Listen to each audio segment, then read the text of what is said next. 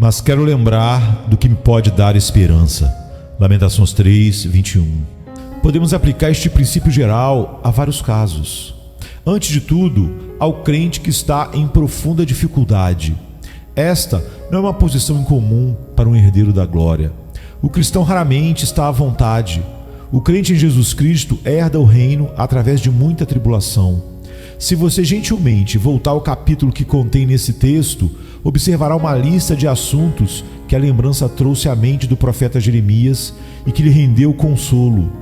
Primeiro está o fato de que, apesar da nossa aflição presente ser profunda, é pela misericórdia do Senhor que não somos consumidos. Este é certamente um humilde começo. O consolo não é muito grande, mas quando o homem muito fraco está na base da pirâmide, é preciso escalá-la. Não se deve fazê-lo dar um grande passo inicialmente. Dê-lhe apenas uma pequena pedra para subir na primeira vez, e quando ele estiver mais forte, será capaz de dar um passo maior. Agora, considere, filho da tristeza, onde você poderia estar. Olhe agora através dos portais sombrios da sepultura, para o reino das trevas, que é semelhante ao vale da sombra da morte, cheio de confusão e sem nenhuma ordem. Você pode discernir o som apresentado de um lado para o outro de hostes, de espíritos culpados e atormentados. Você pode ouvir seus dolorosos lamentos e terrível ranger de dentes.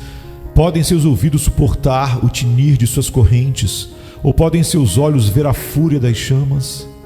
Eles estão para sempre afastados da presença de Deus e fechados com demônios e desespero. Eles estão em chamas de miséria tão terríveis que o sonho de um maníaco desesperado não pode fazer ideia da sua aflição. Deus os expulsou e pronunciou sua maldição sobre eles, designando-os para a escuridão eterna. Esta deve ter sido a sorte deles. Compare a sua presente posição com a deles, e você terá mais motivo para cantar do que lamentar. Por que uma pessoa deveria se lamentar?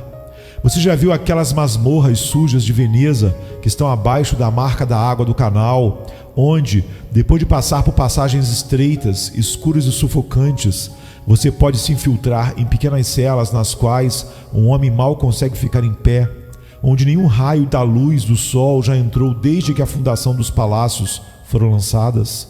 Frio, imundo e preto com umidade e mofo.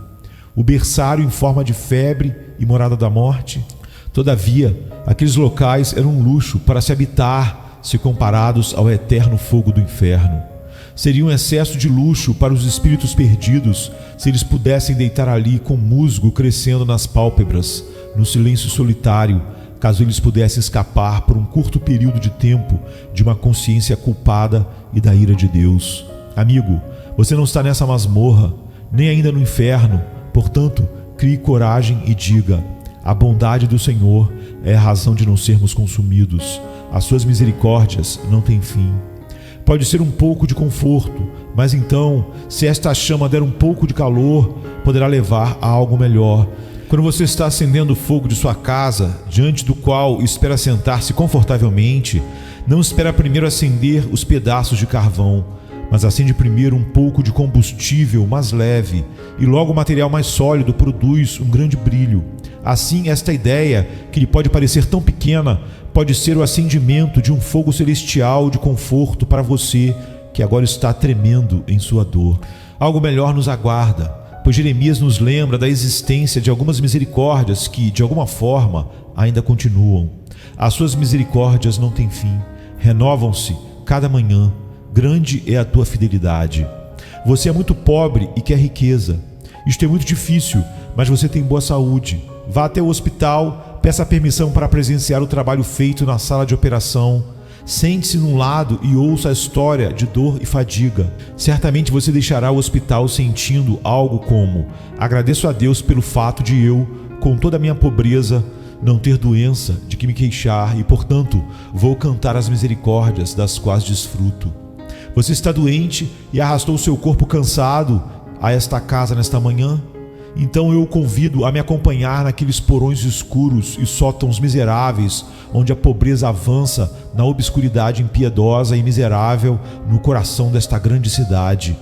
E se você reconhecer a suada refeição escassa demais para produzir revigoramento, e a miserável pilha de palha, seu único descanso, escapará da cova suja de penúria imunda e dirá: vou suportar minha enfermidade, pois mesmo isso é melhor que a sujeira, a fome e a nudez. A sua situação pode ser ruim, mas existem outros em condição ainda pior. Sempre que abrir os olhos e escolher fazê-lo, você verá a causa de gratidão pelo fato de não estar na miséria mais profunda. Há uma pequena história muito comovente de uma pobre mulher com 2 filhos que não tinha uma cama onde se deitar e quase nenhuma roupa para vestir. No rigor do inverno, eles ficaram quase congelados, e a mãe tirou das dobradiças a porta de um porão e a colocou na frente do canto onde eles estavam agachados, para que um pouco da corrente do ar frio fosse mantida longe deles. Um dos filhos sussurrou para a mãe quando ela se queixou de quão ruim era a situação deles: mamãe, o que as criancinhas fazem quando não tem porta de porão para colocar na frente delas?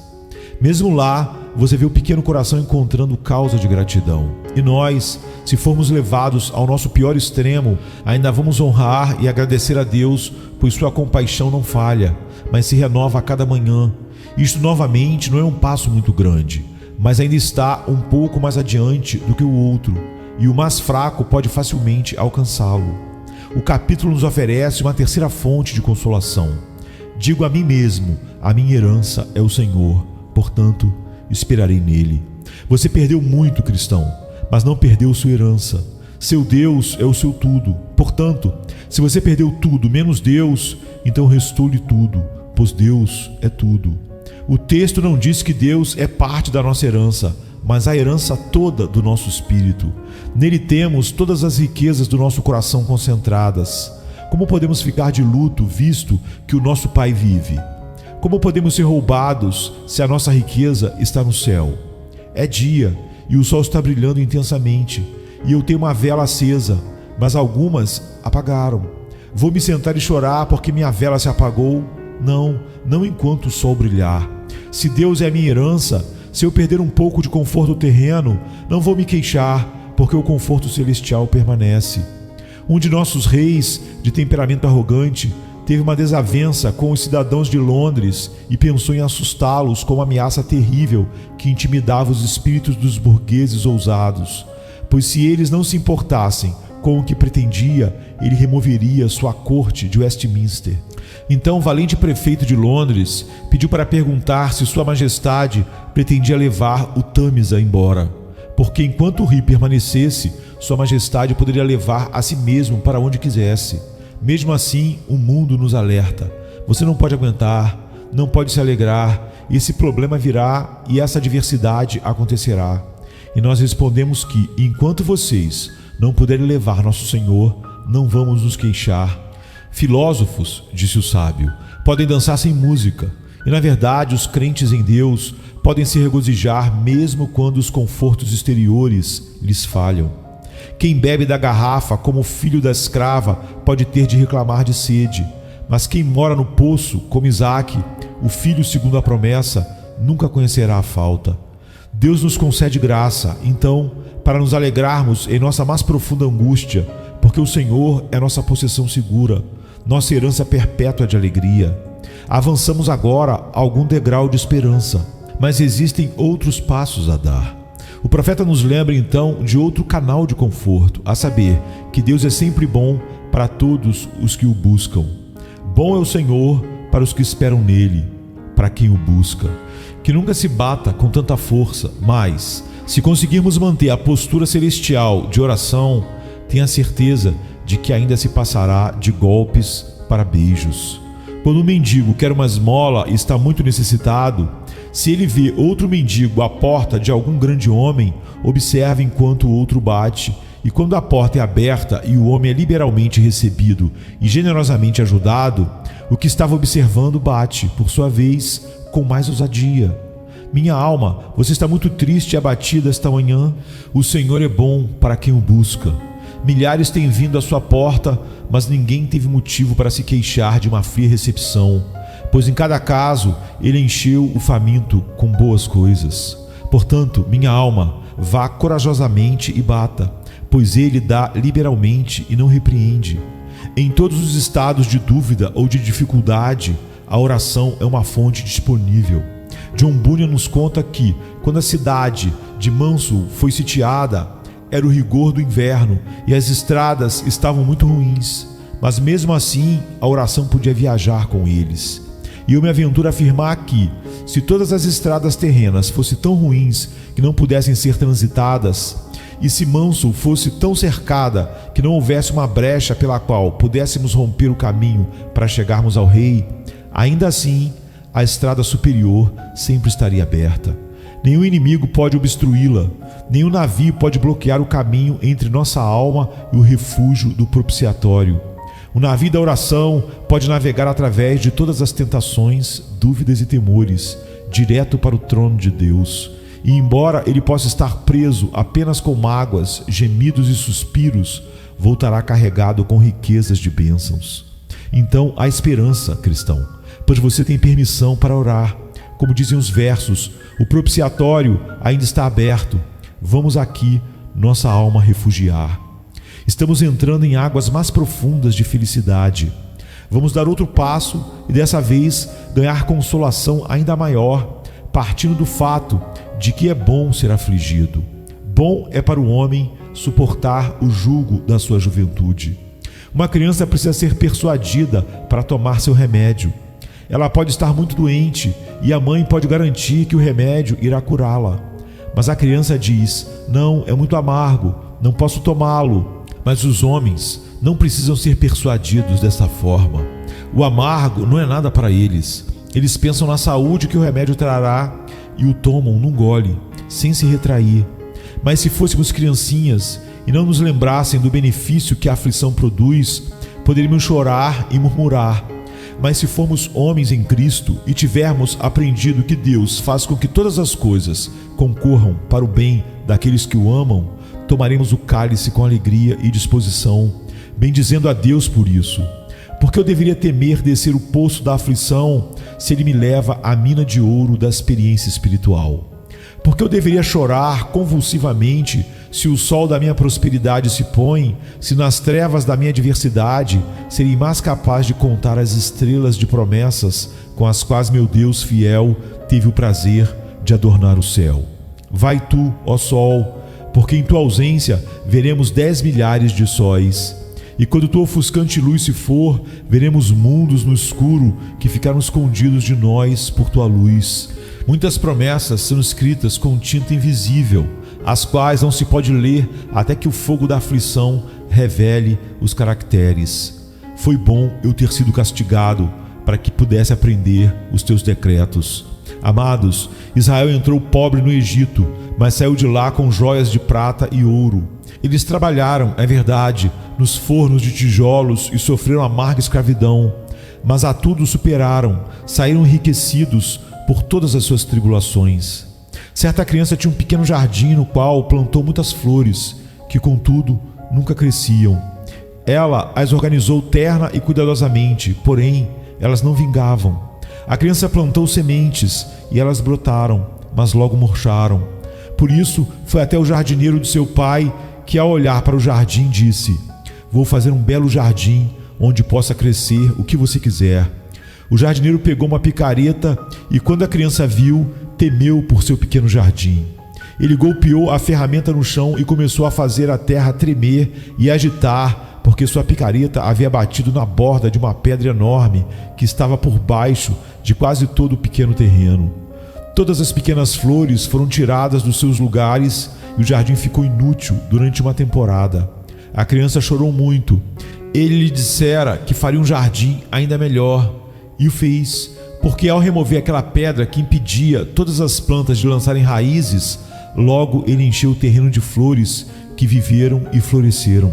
Da mesma forma, o Senhor veio, tirou todo o solo do seu presente conforto para se livrar da grande pedra que estava no fundo de toda a sua prosperidade espiritual e não deixava a sua alma florescer. Não chore como a criança, mas seja confortado pelo abençoado resultado e agradeça a mão sensível do seu Pai. Mais um passo e certamente teremos bons motivos para nos alegrar. O capítulo nos lembra que essas aflições não duram para sempre. Ao produzirem seus adequados resultados, serão removidas, pois o Senhor não rejeitará para sempre. Quem lhe disse que a noite não terminaria em dia? Quem lhe disse que o mar refluiria até não restar nada a não ser uma vasta faixa de lama e areia? Quem lhe disse que o inverno continuaria de geada a geada, de neve, gelo e granizo, para a neve mais profunda e tempestade ainda mais pesada? Quem lhe disse isso? Pergunto. Você não sabia que o dia vem depois da noite, que a inundação vem após o refluxo, que a primavera e o verão sucedem ao inverno? Então espere sempre, porque Deus nunca falha. Você não sabia que Deus ama você em meio a tudo isso? Montanhas, quando ocultas na escuridão, são tão reais quanto de dia, e o amor de Deus é tão real a você agora como foi nos momentos mais brilhantes. Nenhum pai castiga para sempre. Ele odeia o bordão tanto quanto você. Ele só se importa em usá-lo para produzir o seu bem duradouro. Você subirá a escada de Jacó com os anjos e contemplará aquele que está sentado em seu trono, em seu topo, o seu Deus da aliança. Você se esquecerá entre os esplendores da eternidade das provações do tempo, ou somente delas se lembrará para bendizer o Deus que o fez atravessá-las e por elas forjou o seu bem. Venha, cante em sua cama, alegre-se em meio às chamas. Faça o deserto florir como a rosa. Faça com que o deserto toque com exultante alegria, porque estas leves aflições logo terminarão, e então, para sempre com o Senhor, sua felicidade nunca diminuirá. Portanto, queridos amigos, quando o Espírito Santo a inclina ao seu serviço, a lembrança, como Coleridge a chama, o manancial de alegria, pode ser a governante entre os consoladores terrenos. Faça como Jeremias e diga: mas quero lembrar do que pode me dar esperança.